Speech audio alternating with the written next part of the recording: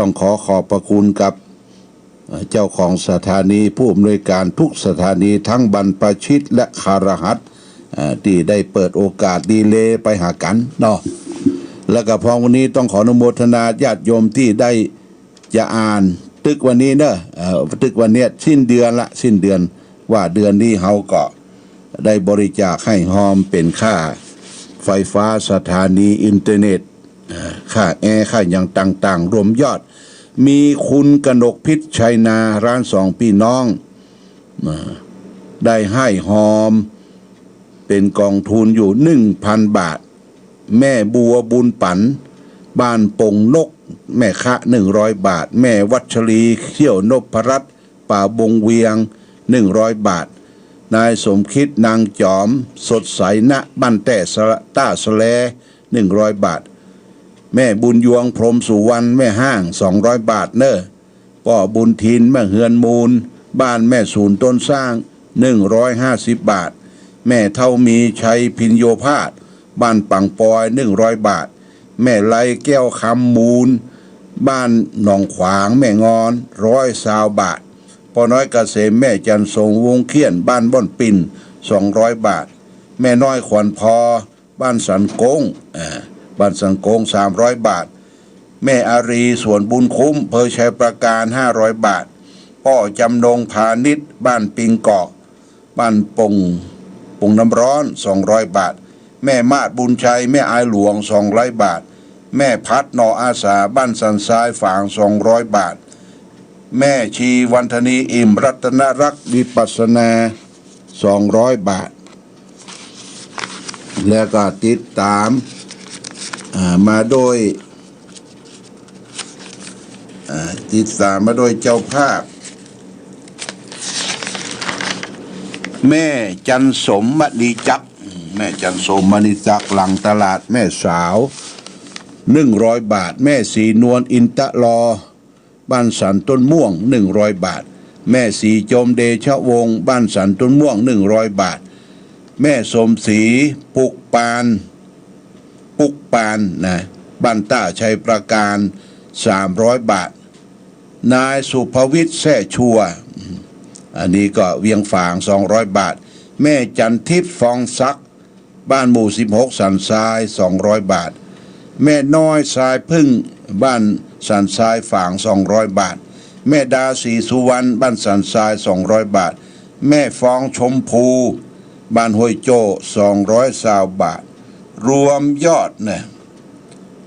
รวมยอดทั้งสิ้นญาติโยมในเดือนนี้เดือนกันยายนที่เขาได้ช่วยค่าไฟฟ้าค่าอินเทอร์เน็ตรวมยอดแล้ว 4,490 บาทเนื้ออนุโมทนานี่เฉพาะค่าบำรุงไฟฟ้าสถานีของวิทยุชุมชนคณะสงฆ์อำเภอฝางและก็มีแหมบัญชี1ญาติโยมบัญชีนี้ก็เป็นการบริจาคไฟฟ้าค่าน้ำไฟฟ้าวัดพระธาตุศรีมหาโพธิ์พระเจ้าใหญ่พระเจ้าหลวงนะก็มีคุณกนกพิษชัยนาร้านสองพี่น้องสันทราย1,000 บาทแม่อลงโกดชัยวิชิตแม่ข่า300 บาทแม่อามโกดคำบ้านปังปอย100 บาทแม่แดงปัญญาปางปอย70 บาทป้าโอปัญญาปางปอย100 บาทอันนี้เป็นกองทุนไฟฟ้าวัดพระธาตุศรีมหาโพธิ์โพธารามปงน้ำร้อนพระเจ้าหลวงเนี่ยอันนี้บัญชีจบลงไปต่อไปมีแหมบัญชีนี้ก็เป็นบัญชีที่ร่วมบริจาคสร้างเจดีย์เนี่ยญาติโยมเนี่ยเอาเจดีย์วัดพระบาทอุดมก่อนเนาะเดือนกันยาเนี่ยมีไผ่พ่องเขาก็ลองโมทนาสาธุเนอะมีป้ออ้ายแม่คำปันแกนปินบ้านปะบงเวียง500 บาทป้ออ้ายแม่คำปันแก่นปีนนี่อุทิศคือแก่ป้อนวลแม่นุชแก่นปีนแหม200 บาทนายจิรายุเมืองกว้างอุทิศคือป้อเติงแม่แดงแก่นปีนปะบงเวียงนะ200 บาทนายจิรายุเมืองกว้างเสวยไว้ปะหน้า100 บาทนางสิลินดาแก่นปีนเสวยไว้ปะหน้า50 บาทแม่น้อยขอนพอบ้านสันโกงเนี่ย อันนี้ทำบุญร่วมสร้างเจดีย์บูรณะเจดีย์วัดพระบาทอุดม320 บาทอาจารย์สมจิตบุญแต่งบ้านแม่เมาหนองบัว500 บาทแม่จันโสมมณีจักบ้านหลังตลาดแม่สาว100 บาทแม่มาดบุญชัยแม่อายหลวง300 บาทนี่บูรณะเจดีย์นางสมศรีปุบานอำเภอชัยปราการนี่รับเป็นเจ้าภาพเล็กสร้างเจดีย์300 บาทพ่อทะชมพูบ้านแม่โจ้ฝาง200 บาทแม่ฟองชมพูบ้านแม่โจ้ฝาง500 บาทนายสมคิดชมพูบ้านห้วยจู้ฝาง200 บาทนายอัศนัยชมพูบ้านห้วยจู้ฝาง500 บาทแม่สุชัยวันบ้านห้วยโจ้ฝาง100 บาทแม่มาแม่สารม่วงสิงห์บ้านห้วยโจ้70 บาทแม่ดาศรีสุวรรณบ้านห้วยโจ้ฝางอันนี้เพิ่นมาเป็นคณะ200 บาทและก็มีแม่บัวทิสมบ้านปงบ้านทุ่งปงเมืองปานเนี่ย200 บาทนายสุเกตแช่ชัวเวียงฝางนี่เวียงฝางนี่1,000 บาทแม่พัชรีเชี่ยวนพรัตน์บ้านประบงเวียง200 บาทแล้วก็นางราตรีจอมพงสวนดอก100 บาทนางทองพูนจอมพง100 บาทและก็เด็กหญิงพลอยทรายมงคลเทพหนองตุ้ม100 บาทนางสายใจหันตระกูลหนองตุ้ม100 บาทและต้นผ้าป่าของพระเจ้าฝางพระนางสำผิวที่ปักไว้ณบ่อสวา 3,000 บาทก็รวมยอดทั้งหมดปัจจัยที่ร่วมสร้างบูรณะเจดีย์นี่ 9,170 บาทอนุโมทนาพร้อมกันนั้นก็ต้องขออนุโมทนาที่เจ้าภาพที่จะได้ร่วมทอดกฐินนะญาติโยมนะทอดกฐินเพื่อหาเงินทุนรอนสร้างบูรณะเจดีย์วันที่7 เดือนพฤศจิกายนตรงกับ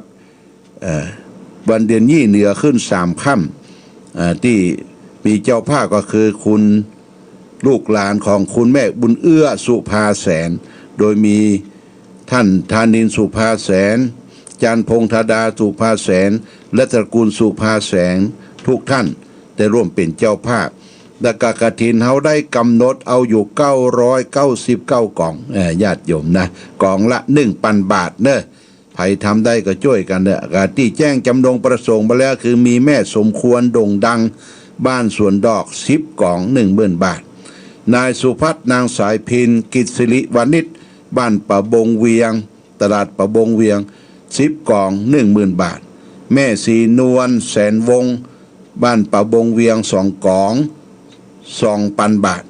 แม่เกวียนสุทธเสนาพร้อมด้วยลูกหลาน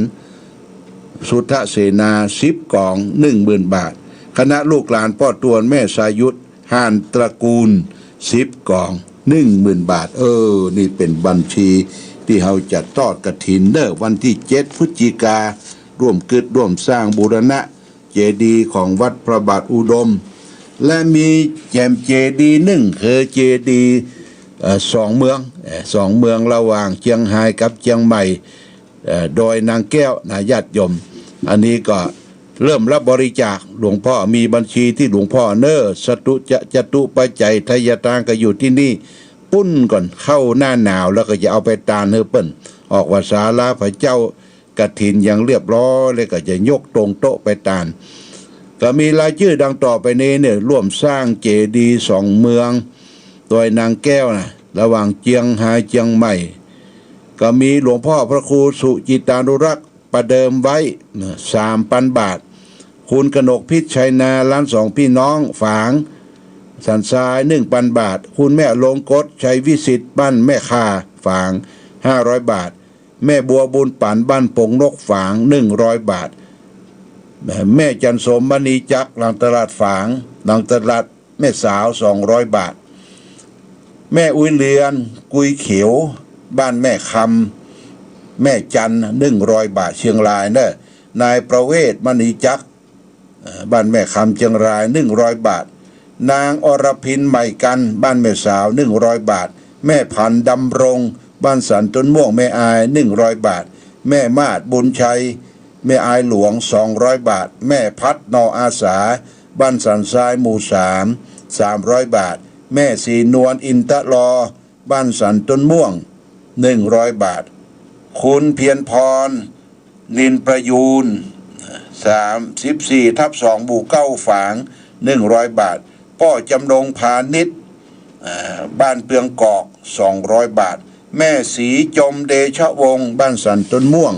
100 บาทแม่ดาสีสุวรรณบ้านห้วยโจ้ฝาง200 บาทแล้วก็นายสมชายทากลางบ้านห้วยโจ้ฝาง100 บาทพ่อสอนแม่นงเยาบ้านห้วยโจ้เหนือฝาง100 บาทพ่อทวีนแม่สมจิตอินพรมบ้านห้วยโจ้ฝาง100 บาทพ่อทะชมพูบ้านห้วยโจ้ฝาง200 บาทแม่ฟองชมพูห้วยโจ้ฝาง200 บาทนี่เป็นกองทุนป้นเนอร์สร้างพระธาตุ42เมืองตอนนี้ก็ยังรวบรวมปัจจัยได้นักหมดใดก็จะตรงโต๊ะเอาไปตานให้เปิ้นนะตานให้คณะผู้บริหารจัดการสร้างเจดีย์ระหว่างต่อเขตเจียงไฮ้กับเจียงใหม่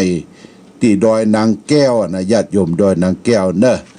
นี่ก็แจ้งอนุโมทนาข่าวการบุญการกุศลมีหลายบัญชีญาติโยมวันนี้เรารวมยอดเพราะสิ้นเดือนตะวานี้ดีก็เป็นเดือนใหม่แล้วเดือนตุลาคมนี่ก็เป็นเดือนใหม่แล้วก็ตะวานี้ก็มีผู้คนได้เกษียณอายุไปหลายท่านเนาะเกษียณอายุไปจากทำงานราชการต้องขอบคุณกับที่อยู่จนครบเทอมในการทำงานและก็ญาติโยมเขาก็จะได้ร่วมกันทำบุญสุนทานสร้างสมต่อไป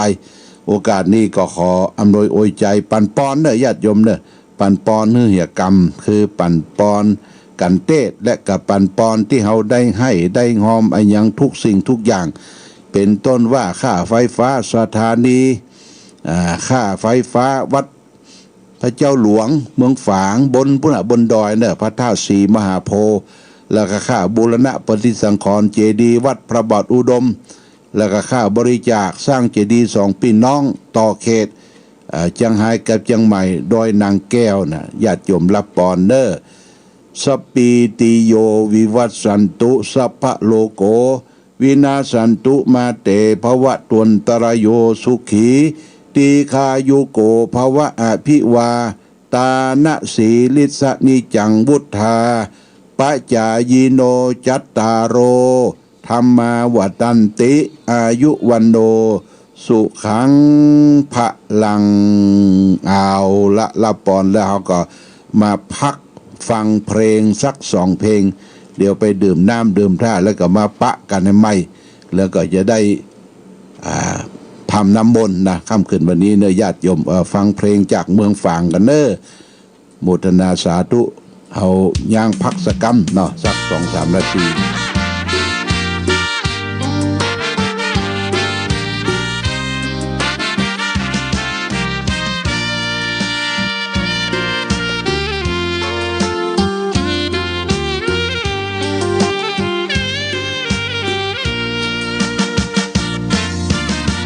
เลิ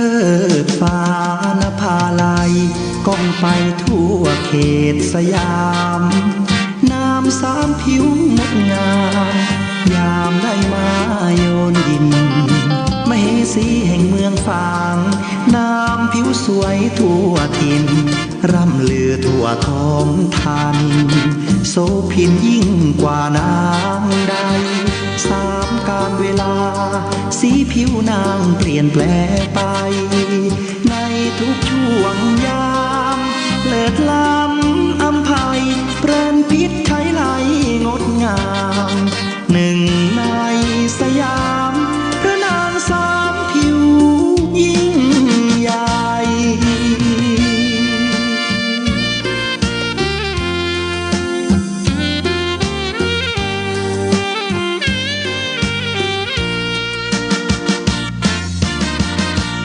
ช่วงเช้า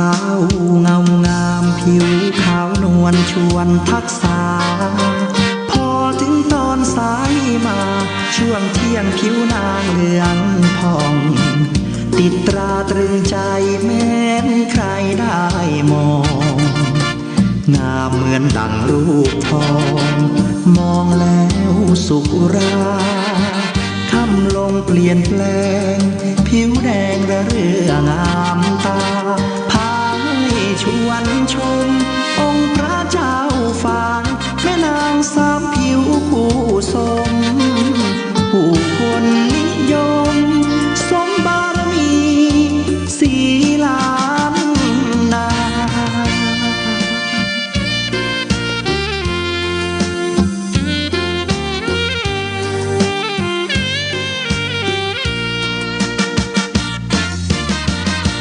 กษัตริย์กรุง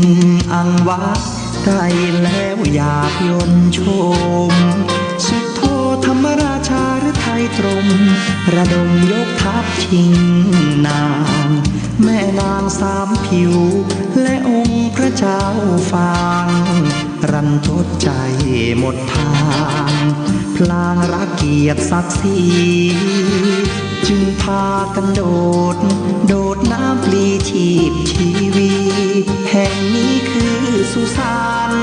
บ่อน้ำสวาจารึกมาตำนานสืบลูกสืบหลานไปชั่วกาลนานเอ่ย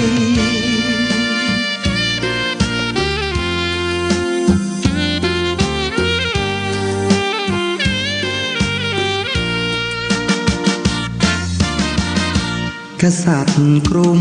อังวะใกล้แล้วอยากยนต์ชมสุดโทธรรมราชาหรือไทยตรงระดมยกทัพชิงนางแม่นางสามผิวและองค์พระเจ้าฟางรันทดใจหมดทางพลางรักเกียรติศักดิ์ศรีจึงพากันโดดน้ำปลีชีพชีวีแห่งนี้คือสุสานบ่อน้ำสวาจารึกมาตำนานสืบลูกสืบหลานไปชั่วกาลนานเอ่ย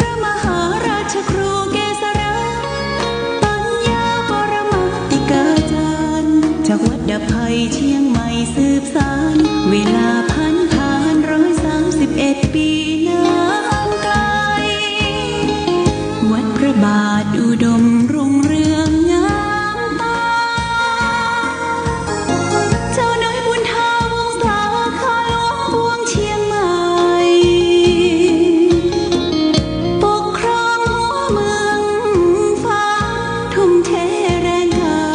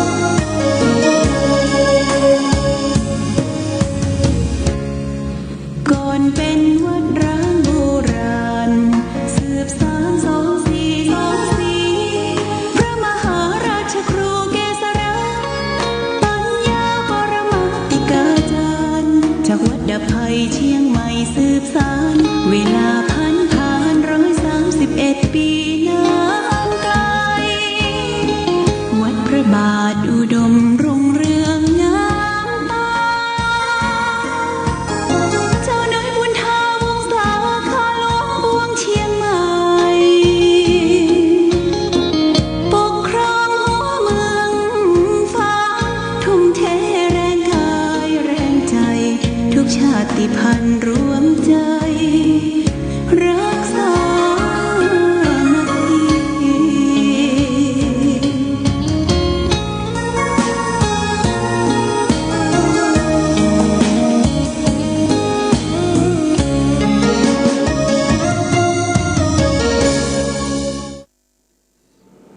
เอาละญาติโยมท่านสาธุชนทั้งหลายได้ฟังเพลงจากสถานีวิทยุชุมชนคณะสงฆ์อำเภอฝางจบลงไปพร้อมก็ด้วยแผ่เครือข่ายไปสถานีขึ้นสีข่าวต่างๆเพลง2เพลงนี้ก็มีความหมายเพลงหนึ่งก็คือเพลงยอคุณของครูบาเจ้าศรีวิจัยนักบุญแห่งล้านนาไทยเพลงที่2นี่ก็ยอคุณพระเจ้าฝางพระนางสามผิวแล้วก็ย้อนยุคไปถึงน้ำบ่อสาวาน้ำบ่อสาวาซึ่งเป็นน้ำบ่อประวัติศาสตร์ญาติโยมที่พระเจ้าฝางกับพระนางสามผิวได้พลีชีพกระโดดลงน้ำบ่อสาวาต่างจากที่พระเจ้าสุโธธรรมราชาพม่าเพิ่นจะมาแก่งแย่งชิงเอาพระนางสามผิวทั้งสองก็ได้พลีชีพที่น้ำบ่อสาวา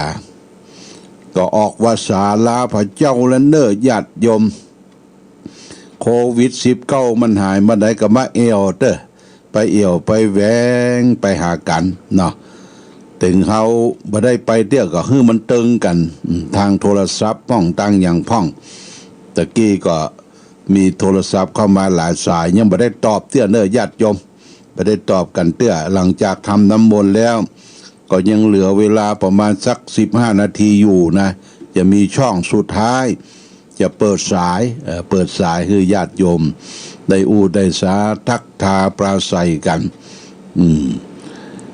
น้ำบ่อสาวาพระนางสามผิวเนี่ยมีความเป็นมาทางประวัติศาสตร์ที่ญาติโยมเคยมาแล้วก็มามู่มาหันปีนี้บักกอกครูบาก็โนยอยู่เน้อญาติโยมโนยอยู่คิดว่าพวกเริ่มเข้าหน้าหนาวออกพรรษาแล้วบักกอกนี่ก็คงจะล่นละบักกอกครูบาเป็นยาจะได้นำแจกจ่ายส่งไปให้พ่อแม่ศรัทธาญาติโยมทุกท่านที่จะได้นำบักกอกไปเป็นยุคเป็นยาเนื่อบักกอกครูบาเจ้าศรีวิจัยที่เพิ่นเคยมาเมืองฝางเพื่อใบบูรณะพระธาตุโซฝางมานั่งสันยอบชันเพนที่วิปัสสนาณบ่อสวานและกับสัจจาธิษฐานปลูกบักกอกไว้เป็นเวลา90 กว่าปีแล้วญาติโยมนะ90 กว่าปีแล้วบักกอกต้นนี้ที่ได้งอกได้เงยขึ้นมานี่ก็เฮาก็มีความสำคัญในช่วงนี้ญาติโยมเป็นจะได้พ่องตั้งบ้านตั้งจองเฮาอยู่สุขสบายอยู่สุขวันใจอย่างใดโควิดมันจะจางหายไปหรืออย่างใดไปฉีดยากันไว้พ่องกอนะวัคซีนญาติโยมนะกันวัคซีนแล้วก็จะไปกาดตกจะไปประมาทวันนี้เอาธรรมมาเทศกุมารพังแล้วก็เป็นคาถาทั้งหมดแล้วก็ปารมีปัญจันก็ส่งเสริมบุญญาปารมีของทุกท่านคงจะได้สดับรับฟังกันไปเป็นที่เรียบร้อยเพื่อจะป้องกันโควิด19บ่ให้มันเข้ามาเนี่ยญาติโยมให้มันไหลไปกับน้ำไม่ไปกับไฟปัดไปกับลม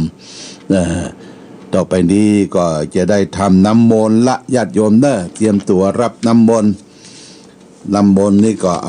าฝ้ายไปเคลียนวิทยุแล้วก็โยงมาที่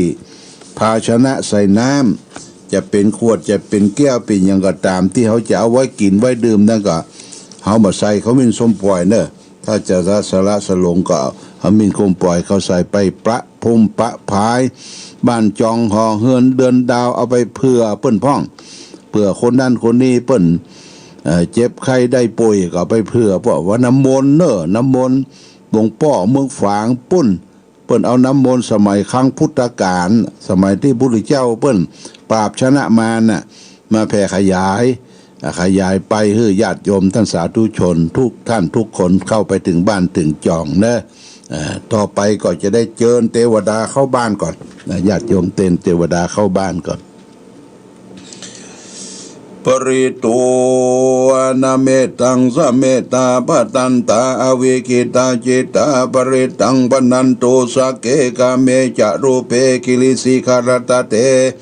จันตริเกวิมาเนทิเปลเตจักเมตโลวนาคาเนเคหวัตุมิเขเตภูมิธาเตโยจตุโรกาปาระราชายามะราชาอินโตเวสสุวรรณราชาอริยเมตไตโยโพธิสัตตาวกาทโยอริยสาวกาจาปุถุชนะกัลยาจาสัมมาทิฏฐิเยวะพุทเทปัสสนาธรรมเมปัสสังนาสังเคปัสสนาพุทเทสกรวาธรรมเมสกรวาสังเคสกรวาอิโตฐานะโตยาวะปรัมปราอิมัสมิงสุจักวเรสุเทวตานังมุนิลวจันนังสาทโวโนสุนันโตธรรมสวนาการโรยัมพัตันตาธรรมสวนาการโรยัมพัตันตาธรรมสวนาการโรอายัมพัตันตาสมันตาจักวาเรสุอัตราคาฉันตุเทวตาสัตธรรมังมุนิลาสัสสะสุนันตุสักโมขะทังนะโมตัสสะภะคะวะโตอะระหะโตสัมมาสัมพุทธัสสะนะโมตัสสะภะคะวะโตอะระหะโตสัมมาสัมพุทธัสสะนะโมตัสสะภะคะวะโตอะระหะโตสัมมาสัมพุทธัสสะพุทธังสารนัง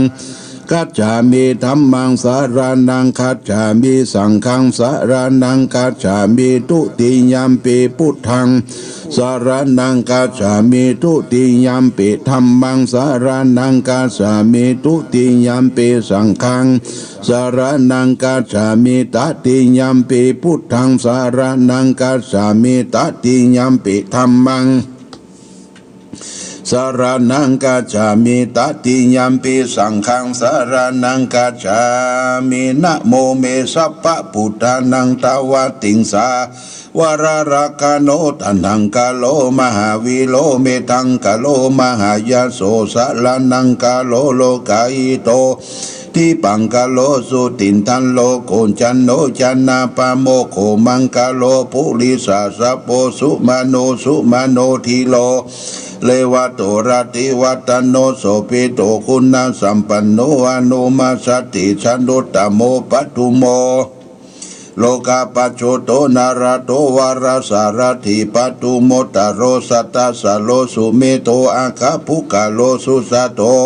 สัพพโลกาโกปิญญาสตินาลาสะโพอัตตติกาโลนิโกธรรมะตติตโมนุโตทิสัตโตอสมโมโรเกทิโตจาวาลังวโรปุโตจาวโรปุโตวิปัสสิจานุปโมสิกิสปะอิโตสัทธาเวสะโพสุขทายโกกะกุสันโตสัตตวะโหโกนังกะมโนลัญญัญจังโหกัสสะโพสิลิสัมปันโนโกตโมสกายาปุงคาโวอัตวิสติสังคตาอิเมพุทธามหิติกากาลุณาคุณสัมปันนา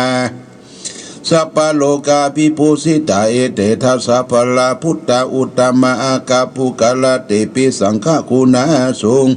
ปิติเยอมตังปะตังเอเตปุตตาติตาจะมังคลาโหติสัพพตาตวิสติเมพุทเท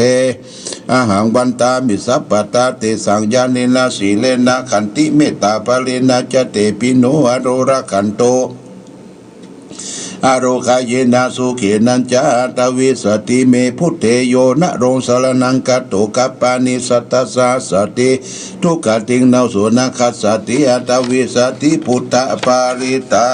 งสัมพุทเทอัตวิสัญจาทวาตจันตสหัสสะเกปัญจสัตตสหัสสานินามามิศีลสาหังเตสังธรรมัญจสังคัญจาอันตะเลนะนามามิหานามากาลานุภาเวนะหันตัวสเปอุปัฏฐเวอเนกาอันตรายวินาสันตัวเสสะโตสัมพุเทปัญจปัญญาสัญจตุวิสติสหัสสะเกสัตตสหัสสานินามามิศีลสาหังเตสังธรรมัญจสังคัญจาอัตเลนะนามามิหังนามากาลานุภาเวนะหันตัวสเพ อุปัฏเวอเนกาอันตรายาวินาสันตุอาเสสะโตสัมพุเตนะวุตตรัสสติอาจัตตาลิสัสสะสะเกวิสติสัตตสังหัสสานินามามิศีลาสาหังเตสังธรรมันจาสังคัญจาทะเลนานามามิหานามากาลานุภาเวนะหันตสเปอุปัฏเวอเนกาอันตรายาวินาสันตุอาเสสะโตนะโมวารังหะโตสัมมาสัมพุทธัสสะมาเอสิโนนะโมตัมมะสัมมาสังฆัสสะวะกาตาเสวะเตนิตานะโมมหาสังฆัสสะปิวิโสรสิติโนนะโมโอมัตตยรัตนาตรัตยสาธุกังนะโมมะกติตัสสะวัฏฏะวัตสุตตปินะโมกะระปะภะเวนะวิกาชันตุปัตตวานะโมการานุภาเวนะสุวัติอุตุสัพพะทานะโมกะละจเตเทนะวิธมิอุปิเตชะวาลาจัตโตวาโจระโตวามนุสโตวามนุสโตวากิโตวาอุตกะโตวาพิสัจโตวากตุกะโตวากันตกะโตวนาคตะโตวาชนะปัทะโลกะโตวาอาสัตตมะโตวาสันติติโตวาสัพพุริสัตโตวาจันทาติอาสัมบินาโคนังกุกุลังหิวิจิกามณิสัพพติติอารัสสะสุกลามหิสาลักษานินินานาพยาโตวานานาโลกโตวานานาอุปัตตวโตวารักขังกันนันตุยานิทาพุตานิสัมมาคตานิภุมมานิวายานิวะอันตลิเคสเปวะพุตาสุมานาปวันโตอะโตปิสักกัจจาสุนันตุปัสสิตังตัสสมาหิปุณานิสามิทัสสะเปเมตังกโรกะมนุชิยาปัจจติวาจารโตจหารันติเยภรินตัสมัยนิลักขตาปมัตตายังกินชีวิตังอิตาวะหุลังวัสเกโสวายังรัตนังปณิตานาโนสัมมังอติตตากเตนะอิธัมปิพุเทรัตนังปณิตังเอเตนะสัจจินะสุวันตุขยังวิลกังอมตังปณิตันตยสักกะสักกะยมุนิสัมมาหิโตนะเทนะธัมเมนะสมาธิกินจิอิธัมปิธัมเมรัตนังปณิตังเอเตนะสัจจินะสุวันตุยังพุทธเสโตปริวันนะเยสุจิงสมาธิมันนันติกันยังอุสัมมาทินาเตนะสมุนาวิจติธัมปิธัมเมรัตนังปณิตังเอเตนะสัจจินะสุวันตุเยภุคลาตัสสะตังปัสสตาจัตตาริเอกานิโยกานิหนติเดทักขินายาสุขัสสาวกายเสสุทินานิมหาพลานิอิตัมปิสังเครัตนาปณิตังเอเตนะสัจจินะสุวันตุเยสุปยุตตามนาสัตถินานิกามิโนโคตมัสสะมิติปฏิปตาอมตังวิคังรัตตมุตานิพุติพุจันวานะอิตัมปิสังเครัตนังปณิตังเอเตนะสัจจินะสุวันตุยะตินทะกิโลปัตตวิสิโตสิยายะตุมปิวัติปิยสัมปิกะปิโยตตุมัสสะปุริสังปะทามิโยอริยสัจจเนอเวจปัสสติอิธัมปิสังเครัตนังปณิตังเอเตนะสัจจินะสุวันตุเดอริยสัจจานิวิภาวยันติคัมปิลปัญเจตาทุเสติสานิกินจาปิโสโหติสาภูมะปะมัตตานันตอนาเพนะเตตังภวันธรรมะปัจจิยันติธัมปิสังเครัตนังปณิตังเอเตนะสัจจินะสุวันตุวะสหวัสสะสัตตสนังปัฏฐายะยะตุตธรรมะมหิตาภวันติสักยติติวิจิกิจันตสิลปะตังวัปปิตาติกินจิยะตุปะเตติวัปปิปมุตโตชะ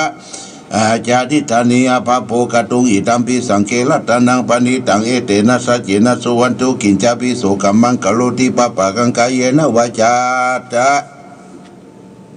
ทัตเทสนาวะอิตัมปิโสตัสสะปฏิจจทายะทัปปทาทิตาปทันเทวุตตาติอิตัมปิสังเครัตนังปณิตังเอเตนะสัจจินะสุวันตุวนะปะคุมเปยะถาพุทธิสักขิคิเมมนะเสปะทามสิมิงคิเมปะทุมะมังธรรมะวรังอสิสยินิพพานิคามิงปรมิหิตายิลัมปิพุทเทรัตนังปณิตังเอเตนะสัจจินะสุวันตุวะโรวะรัญโยวระโดวระโรอนุตตโรธรรมวรังอติสยิธัมปิพุทเทรัตนังปณิตังเอเตนะสัจจินะสุวันตุขีนังปุลานังนาวันนาริสัมภวังวิรัตติตายติเกภวะสัมมิกินาพิจาวิลุนิสันตา นิพันติทาเลียสายัมปฏิโพเอตัมพิสังเกรัตนังปณิตังเอเตนะสัจเจนะสุวันตุยานิทัพพุทธานิสัมมาคตานิภูมานิวายันนิอันตลิเกตตากตังเทวมนุสสะพุทธิตาพุทธานามัสสมาสุวันตุยานิทัพพุทธานิสัมมาคตานิภูมานิวายานิวาอันตลิเกตตากตังเทวมนุสสะตรงธรรมสมาสวัสสุวติอุโดยานิทัพพุทธานิสัมมาคตานิภูมานิวายานิวาอันตลิเกตตากตังเทวมนุสสะพุทธิตังสังฆังนามัสสมาสุวัติอุโตรัตนสุตังนิติตังการณิยามัทกุสาเลนะยันตังสาตังปาตังอาภิสาเมจะสังโฆสุจะสุจะโสวะสุจะสามุโตอนาติมานิสัตุสัสสุภโลจะอาภกิโตจะสัลลาอุกาวติสันตินตริโยจะนิปโกกาอากุเลโสอานานุกิโตนาทัตตุตังสมาจาริกินเจเยนะวิญโยปะเลอุปวัตโยสุขิโนวะเกมิโนหนตุสัพเพสัตตาภวันตุสุขิตาตาเยเกจิปนาปุตตติตัสสาวาทาวราวานาสิสาธิกาวเยมหันตาวามัสสิมารัสกานุกตุลาติทาวเยจะอาทิตาเยจตุเลวะสันติอเวตุเลปุตาวะสัมเปเวสีวะสัพเพสัตตาภวันตุสุขิตาตานะปะโลปะลังนิโกเปตานิเตมัญเยตานาตจังกินเจพยาโลสนาปฏิกาสัญญานัญญามัญญาตุกามิชัยยามาตายาฐานิยังพุตังจังมายุเอตังมัน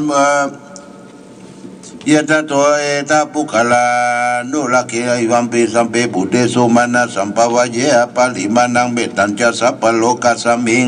มานะสัมภวะเยอปาลิมานังอุตังอโตจติลิยัญจาสัมปตังอเวลังสัมปตังนิทัญจลังนิสินโนวะสยานโนวายาวิตาตมิโตเอตังสติงอติตายาปรมาเมตังวิหารังอิธัมมโหตินตินจาโนปะคัมมาศิลวัฏสเนนะสัมปันโนกามิสุวินัยเกตังนาอิจตุกัปปะสัญญังปุณาลิติติการณิยาเมตตะโสตังโคสังโฆสติตังคโตธรรมานังวิจโยตถาวิริยัมปิติปัสสติโพสังฆาจตถาปริสมาตุเปกาโพสังฆาสติเตสัพพทัสสินามุนีนาสัมมาทักตาภาวิตาภาหุริกตาสังวัตตันติอภิญญายานิพพานายาจะโพธิยาเอเตนะสัจวะเจนะสุติเตโอตุสัพพตาเอกสมิงสัมบโยนะโมมุคลานะจักสะโบกิลานิทุกิเตโพสังเคสัตตาเสสยิเตจตังอภินันติดาโลกามุจิงสุตังคเนเตนะสัจวะเจนะสุติเตโอตุสัพพตาเอกธรรมราชาปิเคลันเยนะปิปิลิโตจุนตะเตเลนะตัญเยวะพนะปิตัวนะสัทธลังสมโมทิตัวจะอาปทาตัมหาวุตติธานโสเอเตนะสัจวะเจนะสุติเตหุนตุสัพพตาปะหินาเตจะอาปทาตินันนปิมหิสินังมะขันตะกิเลสวะปัตตานุปติธรรมตังเอเตนะสัจวะเจนะสุติเตหุนตุสัพพทายันตุนิมิตังอวามังคลัญเจโยยามานาโปสากุณาสัสสโตปะปะกะโอทุสุปินากตังพุทธานุภาเวนะวินาสมินโตยันตุนิมิตังอาวามังคลังยามานาโปสากุณาสัสสโตปะปะกะโอทุสุปินากตังธรรมานุภาเวนะวินาสมินโตยันตุนิมิตังอาวามังคลังยามานาโปสากุณาสัสสโตปะปะกะโอทุสุปินากตังสังฆานุภาเวนะวินาสมินโตมหากโลนิโกนาโตอิตายะสัพพปานินังปุริตวปาลามีสัพพปะโตสัมโพธิมุตตมังเอเตนะจัจจวะจินังนุตุเตชัยมังกลาชัยันโตโบธิยาสักยานันทิวะคโนเอวันตะวังวิจโยวิจัยสุสัยมังกเลอปาลาชิตาปาลังเกสิเสปทาวิบุคเลอภิเสกสัพพพุทธนากัปปะโตปโมทติสุนักตังสุมังคลังสุปปะตังสุติตังสุกโนสโมโตจะสุยิตังพระมาจาริโสปัตตกินังกายกัมมังวัจกัมมังวัจปัตตกินังปัตตกินังมโนกัมมังปณิติเตปัตตกินาปัตตกินานิกัตวานัลลพันตเตปัตตกินิโสอัตตระโตสุกิโตวินุโหพุทธศาสเนอโลกสุหิตอุตสาสเปหิยติปิสาอัตตระตาสุขิตาวิโลนาพุทธศาสเนอโลกสุขิตอุตสาสเปหิยติปิเตอัตตระตาสุขิตาวิโลนาพุทธศาสนาอโลกาสุขิตาอุตสาสปิยติบินัตติเมสารนังอัญญังพุทโธเมสารนังวรังเอเตนะจัจวัจจินังตุเตชัยมังกลังนัตติเมสารนังอัญญังธัมโมเมสารนังวรังเอเตนะจัจวัจจินังตุเตชัยมังกลังนัตติเมส สารนังอัญญังสังโฆเมสารนังวารังอิเตนะทัจจวจินาอุตุเตชัยมังกาลังยังกิจิรัตนังโลเกวิสติวิเวตาพุทโธรัตนังพุทธสมังนาติตระมัสโสติภวันตุเตยังกิจิรัตนังโลเกวิสติวิเวตังพุทโธรัตนังธรรมสมานาติตัสมัสโสติภวันตุเตยังกิจิรัตนังโลเกวิสติวิเวตังพุทโธรัตนังสังฆสมังนาติตัสมัสโสติภวันตุเตหิริโอตปะสัมปันนาสุขสัมมาสมาหิโตสัพพุริสาโลเกเทวะธรรมติวุจาเรสันติปัตตาสันติปะกาปัตนาสันติปัตตาวัญจนามาตาปิตาชเนกันตาชตะเวตาปฏิกัมมังจะญาจะนากาตาพุทธเจตวามาลังสวานังจตุสตังมันตังลังสังยีปิลุสุนสุนลาลาปตาตันนังกาลตโยพุทธาตวิสตินายกาสเปปฏิติตาไมหังมัตตะเกเตมุลิสลาสิเตปฏิติโตไมหังพุทโธธัมโมจโวทวิจันโดสังโฆปฏิติโตไมหังอุเรสัปปะกุณหะตะเยเมอนุโรโตสาริปุตโตจัตตกินเนโกตัญโยปิติภาคสมิโมกขรันโนจะมาเกตะเกเนวะสเนอสุงอาสุนันลังอุลกัสสะโปจมหานาบุมบัสสงโสดะเกเกตันเตปิติภาคสมิสุริโยจะปะปังกะโลนิสินโนสิลิสัมปันโนโสเปโตมุริมุงคโมกุมลกัสสะโปเทโลมหิจิตวัตตโกโสไมหังวัตตเนนิจังปฏิตานิคุณกะโยปุญโยอังคุลิมาโลจาอุบารินันทัสสิวะเลเมปัญจามหาเทลานาลาติติมามาเสสสิตามหาเทลาชิตาวันตาชินโนลตาชาลันตาชิลาเตเสเนอังคาเมสุตันติดาลตนาปุณสุอาติสักิเนมุตตะสักกันทัสสะกัมปัสสะตุอาศิวะเมอังคุลิมาลังกังคันโตมาราปฏิสันตาลติญาตุลกังอาเสสาธนิเสสาปะละสันตินาสินานาภรยันสุเตธรรมปะกลังเทวสัตโตเมสกเจนะสัมมาสัมพุทธปัญจเลวตาปิตาชิตตาปริสัตตาทุปัตตวาเสถาวินายันตุอนันตุกเตชนะชินาปัจจลามิวิหันละตังมหิตาเลสตาปุริเมนทสเปเตมหาปุริสาอิเจวะเมกะโตระกุสุลโคตุปนุภาวินาชิตลานุภาวินาชิตังโลสังขานุภาวินาชิตันตระยุจามานิธรรมานุภาบาบริโตติขยาปันตละปันตละตานิทิตาอาทิอุณาจาวิจโยธรรมโลเกอนุตตโลสัพพสัตตาอิทัตตายะตวงตองขันนาอิเตปริวะเจละจักขันเตอมนุเสภวะกิเวเกนะเสวิเตพุเตกัสสะมะมรณะมุตโตตะปิโตกัมมะจริตังจริตเสวานุภาเวนะหุตุเทโวสุขิตตาสุทัสสิลังสมัทยะธรรมสุจริตังจริตเสวานุภาเวนะหุตุเทโวสุขิตตาลิขิตังจิติตังภูตังทารนังวจานังกลุงบริตังเตสนังสุตโตตัสสะยุปวัตติสกตวะพุทธรัตนังโอสัตังอุตตมังวรังหิตังเทวมนุสนังพุทธเตเสนาสุจินันสันตุปัตตวาสเปทุกาวุปัสมินตุเตสกัตวธรรมรัตนังโอสัตังอุตตมังวรังปาลิลังหุปัสมนาธรรมเตเสนาสุจินันสันตุปัตตวาสเปพญาวุปัสมินตุเตสกัตวสังขารตานังโอสัตังอุตตมังวรังอหุนายังปังหุนายังสังฆเตเสนาสุจินานาสันตุปัตตวาสเปโลกาวุปัสมินตุเตเพสัจจังเทวมนุสนังกัตุกันติติตังละสังอัมพิลังลาวานันเจวะภพายติวินัสันตุเอกทวิติจตุปัญจสัตตตินันตทายวัตุกาวินาตันตุชีวิธานังถ้าตันตุเตชีวิธานันตตันตสาอายุวันดังสุขังพลังชีวิธานันอุภาเวนะหุตุเทโวสุขิตตาลิจิตังชีวิตานังมหาพลังเอวังเมทัตตัวโอสตังอุตตมังวรังสลีนังทุกขังในสิเตเพสตังธนามุตตมัตตสมะกัลยายะกัลยังนิจยังสัมปรยังปุญญานิปะละโลกัสสมิปฏิตาโหติปฏินังอิมินาชีวิตาเทนะตุมะกังกิงภวิสติทิกายุกาสัตตาอุตุสักกาโอสุขิตาอุตุสัพพทายโสสักกะจังศิลาวัติทุตติทุนานาทนังวรังถ้าตัวชีวิตนังมหาพลังเอวังเบติกายสายติตังปุญญาสัมปตาตัสสมาธิลาภสังสันติปันติตากตาปุญญาติอาติอุณาจาวิจโยนิติโต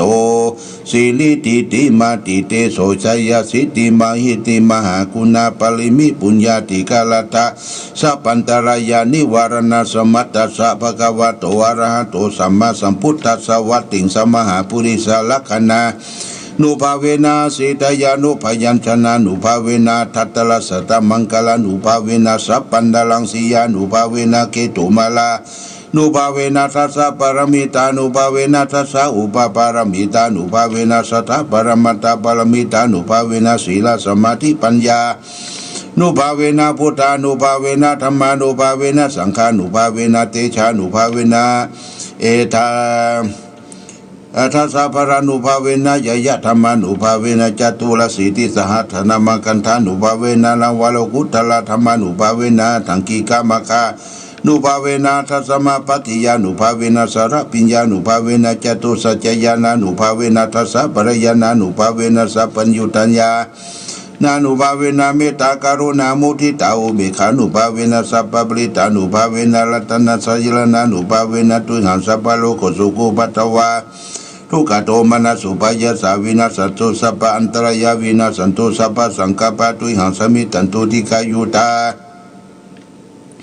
ตุหังโอตุสวัสสีเนสมัยโกโอตุสัพพะตากัสสะปะปะนะภานะภูมิคังสมหาสมุทธาลักขะเทวทัสสตตุเมอนุรักขันตุอาทิโลเกศิลคุโนสัจจังโสเตยัตยาเตนะสัจเจนะกังหามิสัจจกิริยมุตตะลังอวจิตวธรรมะพลังจาริตัวบุปเกสิเนสัจจปรมัสสัจจกิริยมกัสหังสติปะขาปัตนาสันติปัตตาวัจนามาตาพิจาชนิกันตังชะตะเวดัมปฏิกรรมสาเสสัจเจพเตมหังมหาปัจจริโตสิกีวัตเสสีโสรสากลสิกัลยานังทัตอุทกังปัตตยาจักสิกิสเปสัจเจนะโมทเมสามิสัจจปารมิติภวันตุสัพพมังคลังละขันตุสัพพเทวตาสัพพพุทธานุภาเวนัสตาสุติงภวันตุเตภวันตุสัพพมังคลังละขันตุสัพพเทวตาสัพพธรรมานุภาเวนัสตาสุติงภวันตุเตภวันตุสัพพมังคลังละขันตุสัพพเทวตาสัพพสังฆานุภาเวนัสตาสุติงภวันตุเตทุกขปัตตาจนิทุกขาพยาปัตตาจนิปยาโสกปตาจนิโสกาหนตุสัพเพปิปานิโนเอตาวตาจะอัมนิสัพพตังปุญญาสัพพตังสัพเพเทวานุโมตันตุสัพพสัมปติจิยาทานันตุสัทธายาสิงลังละขันตุสัพพทาภาวิตาภาวนิลตาโหตุสัพพตาคัมเอเตนะสัตตาสัพเพพุทธาปรปตาปเจกนันจะยังภราอรหันตัญญเตตินาละขังปันธามิสัพพโสสุโขพุทธานังอุปโตสุขาสัทธรรมเทศนาสุขาสังคัสสะสามัคคีสมัคคันดังตาโปสุโขคติโยเสโทสะเนตัสสะมิเยโคตาปฏิสาอิโนวิสาจารณะสัมปันโนโสเสโทเทวมนุเสติวัตปฏิหติโตลติมาปฏิมาสันนโตคติโยตปฏิสัจิตปฏิปรมโนอัตสปะโหลตังพุทโตตปฏิเตสะสาอโรคญาปรมาราภาสันตุติปรมังทานังวิสัสสาปรมายาตินิพพานังปรมังสุขังจบญาติโยมได้ทำน้ำพระพุทธมนต์เจริญพุทธมนต์แผ่ไปถึงญาติโยมท่านสาธุชนทั้งหลายเรียบร้อยเป็นปริยุสานการเป็นที่เรียบร้อยแล้วก็บัดนี้ก็ยังมีเวลาได้ญาติโยมเวลาที่จะเปิดสายอู้กันเนาะอู้กันในช่วงท้ายมาละ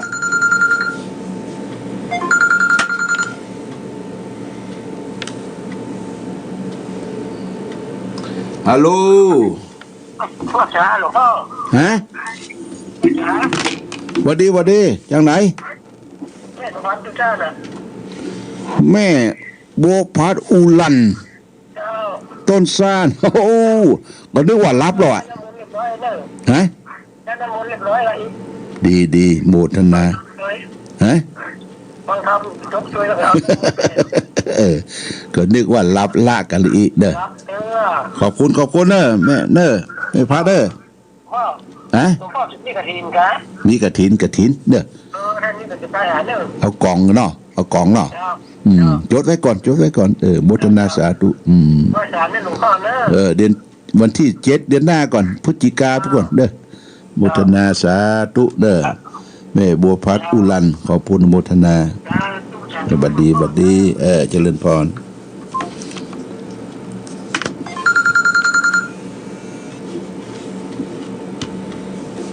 โลเจริญพรแม่เจนจีลาเนาะ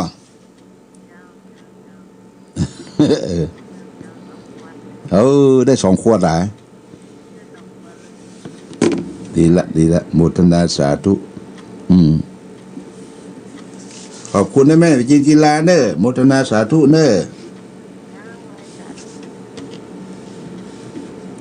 เจริญพรเสียงไม่ยังมาชัดได้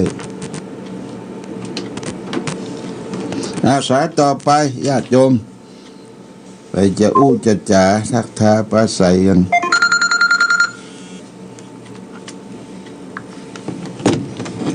เจริญพรเจ้าแกไม่แจกเจ้าหลวง ปุต พ่อ โตแม่สุแก้วศิลาพรนึกว่ารับแล้วเอามารับก็ดูฟังอยู่ปุตโตเมื่อเข้าหุ่นทีท่านเทพเนาะเจ้าเทพกะเจ้าตุลุงก็ไป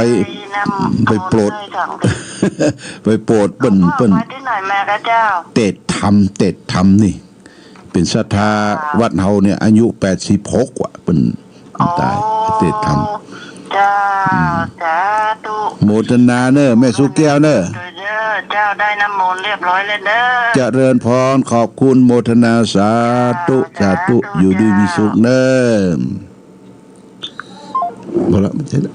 อาสาต่อไปเจริญพรสาธุเจ้าจากที่ไหนจากขุนโค้งแห่งดงเจ้าโอ้ขุนโค้งแห่งดงปดโตนึกว่ารับแล้วโมทนาวันนี้เอาน้ำมนต์นั่นเนอะได้ละบ่โอ้ดีแตะเด้ออยู่ดีปีสุขฮะเตียนแม่ว่าจะหอมทำบุญพระธาตุนะต้องตัวจะโอนไปนะเจ้าได้500 บาทนะเจ้าได้อนุโมทนาสาธุเลขบัญชีมีก่อนบ่มีเจ้าอันนี้ท่านไม่ให้ถามมันถ้าคาถาบทนี้ท่านพอจะได้ก็เจ้าพระเจ้า5 พระองค์เปิดโลกอ่ะเจ้าพระเจ้า5 พระองค์ก็นะโมปุทธายะน่ะบ่ใช่เจ้าอันเปิดได้ยินที่วัดยางกวางคนสวดเพิ่นว่าอันทุทางอาราธนางพระพุทธเจ้าเปิดโลกพระอาราธนางพระธรรมเจ้าเปิดโลก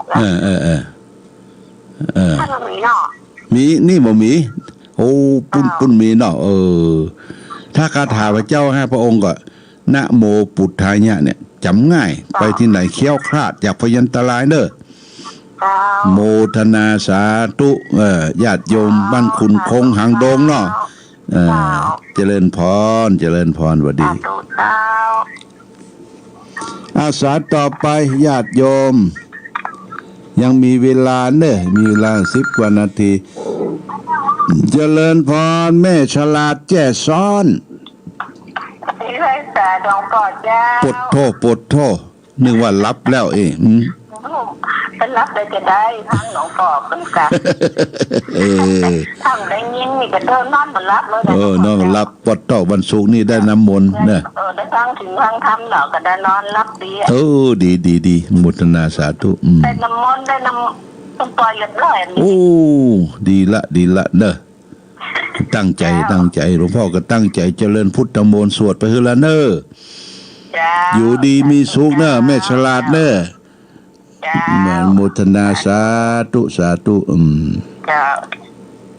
แม่ฉลาดแจ้ซ้อนเมืองปานอาสาต่อไปญาติโยมเจริญพรคุณโยมพิสมัยสุริโยดรโหลโอ้เสียงตอบบรับคุณพิสมัยอย่างดักปิ้งหะส เจ้าได้ยินแล้วเนาะได้ยินละฮะหลวงพ่อไว้สาเจ้าหลวงพ่อเจ้าถ้าอยากให้รับตัวกล้าบอกให้รับฟังหลวงพ่อประกาศตั้งแต่ชื่อของคนสรุปเพราะว่าอย่างก็มันมีหลายเครื่องเขาอันใดติดเขาแปลว่านั่นแหละกันเนาะโคตรต่อดูต่างอันใดติดเขาเอาอันนั้นนะนี่เบอร์เก่าเนาะยงพิสมัยนี่เบอร์เก่าถ้าอันใหม่หลวงพ่อบอกให้จำแม่นอันนี้เป็นเบอร์เก่ามันติดยากหน่อยดีละชัดเจนเนาะฟังเนาะชัดเจนยาว104.45ฝ่ายหินโมทนาสาธุเนอยมพิสมัยเนอหลวงพ่อเจ้าอันเขียนน้องเอาเหมือนคล้ายๆเปิ้นว่าเดี๋ยวก่อนเอามาไว้ที่หลวงพ่อมนน่ะเป็นนวดปุขาดแล้วพ่อบทใดนวดปุขาดแล้วที่นี่หลวงพ่อทำเหมือนน้ำมนต์เนาะน้ำมนต์ได้น้ำมนต์เนาะเอาป้ายมาใส่ที่นวดปุขาดได้ค่ะชื่อจะตาแล้วจ้าแล้วก็ที่นี่แม่ก็ไม่ค่อยสบายหรอกจ้าใช้แม่ได้ได้ดีทาตำแข็งตำขายบอกเปิ้นน้ำมนต์ตุลุงมือฝางพวกนี้บอกเปิ้นเราโควิดหายแต้ก็จะไปหาแม่หาอยู่เจ้าก็ต้องฟังเนาะเมื่อเช้าเมื่อเช้าก็ออกดอกดีละตามเมื่อเช้าฟังจ้าโมทนานะคุณโยมพิสมัยเจริญพรคุณโยมพิสมัยสุริโยดรอาสาต่อไปญาติโยมแต่จะจะจาทักทาปราศัยเจริญพรกับพระเจ้าจากที่น้อยสีจันทร์บ้านห้วยส้มตำบลเจดีย์หลวงแม่สีจันทร์บ้านห้วยส้มตำบลเจดีย์หลวงแม่สวยชัดเจนเนาะเจ้าชัดเจนดีเจ้าดีน้ำมนต์ได้ก่อวันนี้เจ้าได้อยู่วันนี้เวลาโมทนาสาธุเนอแม่สีจันทร์เนออยู่ดีมีสุขเจริญพรอยู่ดีมีสุขเจริญพรขอบคุณอาสาต่อไปญาติโยมไปจะโทรมาแจ้งผลการรับฟังเจริญพรเจริญพรยินชัดเจนเนาะชัดเจนดีบ้านหนองบัวชัยประการได้เรียบร้อยเลยน้ำมนต์นะปดโตหนองบัวชัยประการชัดเจนอยู่ดีมีสุขเนอะโยมพรเนอะเจริญพรหนองบัวใกล้ๆกันเนี่ยอำเภอฝางแม่อายชัยประการอาสาต่อไปญาติโยม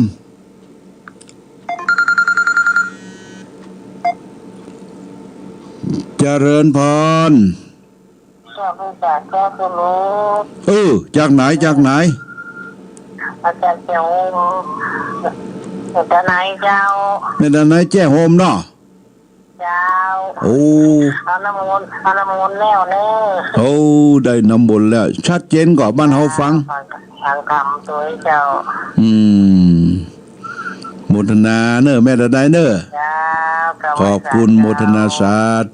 ธุพี่น้องแก่ห่มลำปางสาต่อไปญาติโยมไผจะเจริญพรไว้สาเจ้าหลวงพ่อน้ำมนต์ได้แล้วเนอแม่สายทองโคตรเจ็บโคตรจามโคตรกลมปออันนี้ นั่งนักนี่ละ ต่อเอาไว้กินอ่ะมันชื่นอกชื่นใจเจ้ามันนอนใจโอ้ตอนคืนนี้ออก10,000เจ้าสุมาเตอ ออกมือเนาะเจ้าเลย2-3 วันฝนมันตกเกินแต่ทั้งฝนตกก็เจ้ามุมฝางนี่เมื่อวันนี้โตกรรมนะโตกรรมเริ่มจะเข้าหน้าหนาวแล้วนะมันมาเจ้าขนาดเลยเจ้าแล้วฟ้าห้องเนาะฟ้าห้องกระลึงโอ้ยธรรมะอันทำนี่ยาวเนี่ยเนาะเจ้าโอ้ทำปารมีปัญจันกุมารพังเนี่ยเป็นคาถาทั้งนั้นอ่ะทำเป็นคาถาเนี่ยขอบคุณเนอะแม่เนอะชัดเจนเลยนะหลวงแม่สาทองขอบคุณเจริญพรเจริญพรเจ้าสาธุ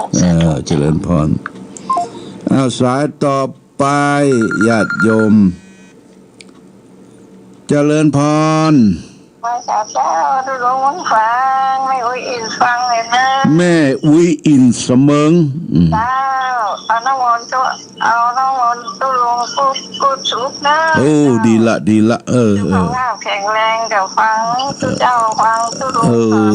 สบายใจเนาะดีแข็งแรงก็เอาธรรมะเป็นเปื้อนเนอะเป็นเกื้อนสาเจ้าขอบคุณแม่อุ้ยเนอะขอบคุณเนอะสาธุเจ้าเจริญพรแม่อุ้ยอินแม่สาบเสมิงบอกว่าเอาธรรมะเป็นเปื้อนเจริญพร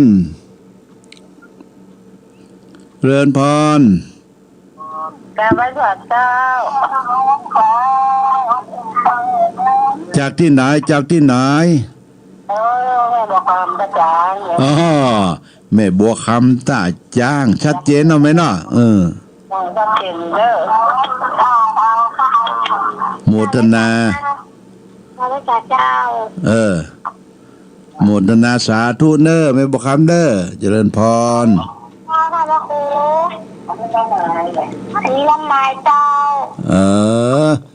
ขอบคุณสายมันปั้นกันเนอะอนุโมทนาสาธุเนอะขอบคุณเนอะเจริญพรพ่อบุญธรรมครับเจ้าไอ้จ่าครับโอ้ดีละเด็กจะหมดเขาแรกยังกัน2 ตัวเว้ยโอ้ติดตัวเดียวเนาะครับดีละเนอะ